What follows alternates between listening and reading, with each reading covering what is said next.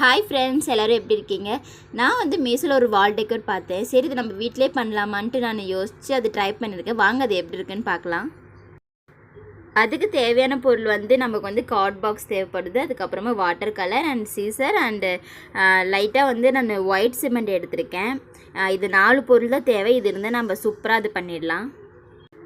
என்கிட்ட சின்ன card box தான் இருந்துச்சு. ஸோ உங்கள்கிட்ட வந்து பெரிய கார்ட் பாக்ஸ் இருந்தால் நீங்கள் அதை எடுத்துக்கோங்க. அதில் இன்னும் சூப்பராக வரும். ஃபஸ்ட்டு வந்து இந்த மாதிரி நான் ஒரு 6 பீஸ் வந்து நான் இந்த மாதிரி கட் பண்ணி வச்சுக்கிட்டேன். நெக்ஸ்ட்டு வந்து நமக்கு அந்த ஒரு வுட்டன் மாதிரி இருக்கணுங்கிறதுக்காக அதிலே நம்ம ட்ரா பண்ணி அதில் நம்ம கட் பண்ணிக்கலாம். பிகாஸ் வந்து பாக்ஸ் மாதிரி இருக்குல்ல, ஸோ நம்ம அது வுட்டு மாதிரி வரணுங்கிறதுக்காக இந்த மாதிரி நம்ம ட்ரா பண்ணி அதுக்கேற்ற மாதிரி நம்ம கட் பண்ணி எடுத்துக்கலாம். ஃபஸ்ட்டு நம்ம அது பென்சிலை வந்து வரைஞ்சிட்டு அதுக்கப்புறம் கட் பண்ணுறதுக்கு ஈஸியாக இருக்குது. ஸோ நீங்கள் இந்த மாதிரி பண்ணிக்கோங்க. பார்த்திங்கன்னா நான் எல்லாமே கட் பண்ணி எடுத்துக்கிட்டேன். அதுக்கப்புறம் வந்து இதுக்கு மேலே நான் ஒயிட் சிமெண்ட் இப்போ வந்து நான் அப்ளை பண்ண போகிறேன். இது ஏன்னா கார்ட் பாக்ஸ் மாதிரி இருக்கக்கூடாதுங்கிறதுக்காக நான் இதை அப்ளை பண்ணியிருக்கேன்.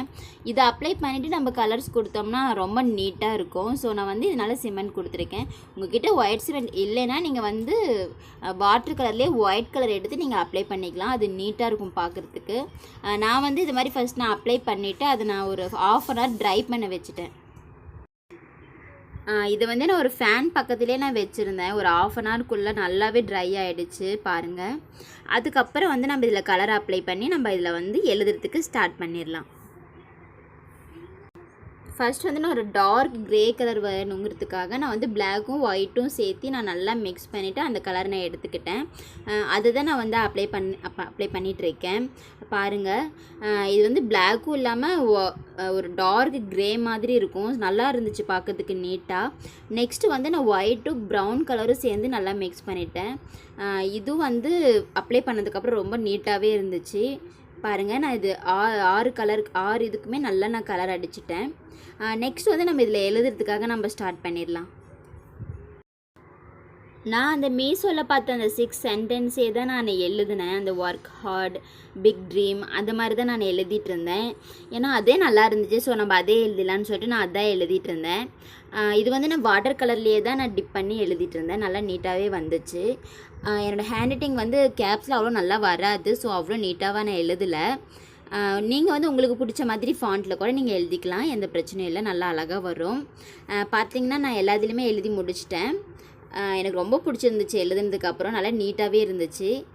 நெக்ஸ்ட்டு வந்து பிளாக் கலரில் எழுதுறதுக்கு நான் ஸ்டார்ட் பண்ணிட்டேன். இதில் வந்து சரி நம்ம ஒயிட் கலரில் எழுதுனா தான் நல்லா பிரைட்டாக தெரியுங்கிறதுக்காக நான் ஒயிட் கலரில் வந்து டிப் பண்ணி நான் எழுத ஸ்டார்ட் பண்ணிட்டேன். நல்லா நீட்டாகவே இருந்துச்சு. அவ்வளோதான், நான் வந்து எழுதி முடிச்சிட்டேன். பாருங்கள் எப்படி இருக்குன்னு.